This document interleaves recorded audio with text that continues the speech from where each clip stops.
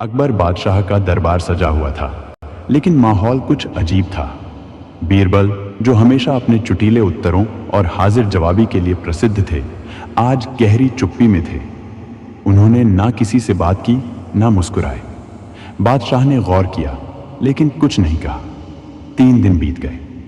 बीरबल की चुप्पी ने दरबारियों में हलचल मचा दी। दरबार के एक कोने में बैठा राजा टोडरमल फुसफुसाया, कुछ तो गड़बड़ है। बीरबल कभी चुप नहीं रहते। अकबर ने चौथे दिन बीरबल को बुलाया। बीरबल, क्या बात है? तुम्हारी चुप्पी हमें परेशान कर रही है।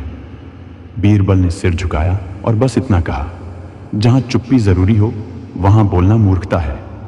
इतना कहकर वह दरबार से चला गया। अकबर हैरान रह गए।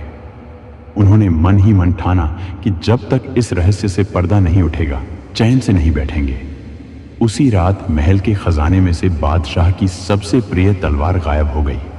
वह तलवार खास इसलिए थी क्योंकि उसे फारस के शाह ने उपहार में दी थी। पूरी सुरक्षा व्यवस्था में हलचल मच गई। सारे दरबारी, सुरक्षा अधिकारी और यहां तक कि बीरबल को भी बुलाया गया, लेकिन बीरबल ने फिर से कुछ नहीं कहा।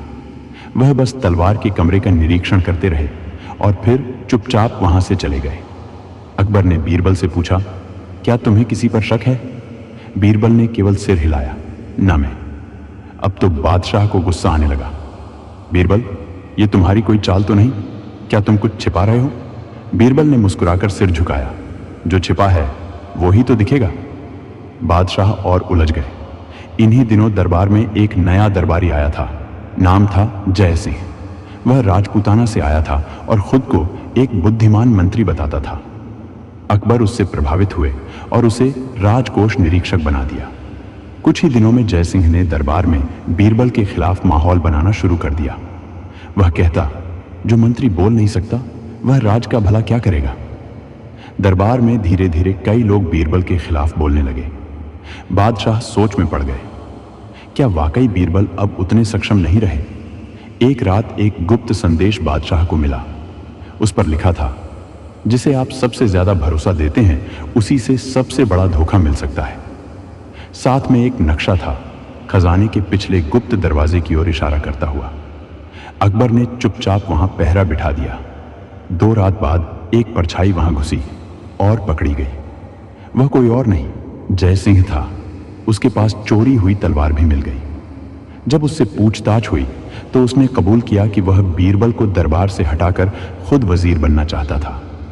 उसी ने तलवार चुराई और बीरबल की चुप्पी को उसका हथियार बनाना चाहा। अकबर ने तुरंत बीरबल को बुलवाया। तुम चुप क्यों थे बीरबल? सबूत होने पर भी कुछ कहा क्यों नहीं? बीरबल मुस्कुराए। जहां न्याय अधूरा हो वहां शब्द व्यर्थ हैं। मुझे सबूत चाहिए थे। शक था मुझे जय सिंह पर मैं उसे रंगे हाथ पकड़वाना चाहता था। तो वो गुप्त संदेश? बादशाह ने पूछा। वो मैंने भेजा, बीरबल ने कहा, पर आपकी परीक्षा भी थी। क्या आप मेरे मौन को मेरी कमजोरी समझेंगे या मुझ पर विश्वास करेंगे? अकबर चुप हो गए, फिर मुस्कुराए और बीरबल को गले लगा लिया। तुम्हारी चुप्पी भी बोलती है। जय सिंह को सजा दे दी गई।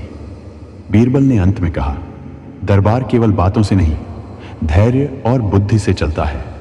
हर आवाज सच नहीं होती और हर चुप्पी झूठ नहीं। उस दिन के बाद बीरबल की चुप्पी भी दरबार की सबसे बड़ी सीख बन गई। इस कहानी से हमें ये सीख मिली कि बुद्धिमान व्यक्ति केवल तभी बोलता है जब उसकी बात से न्याय की दिशा बदली जा सके। अन्यथा मौन सबसे बड़ा उत्तर होता है।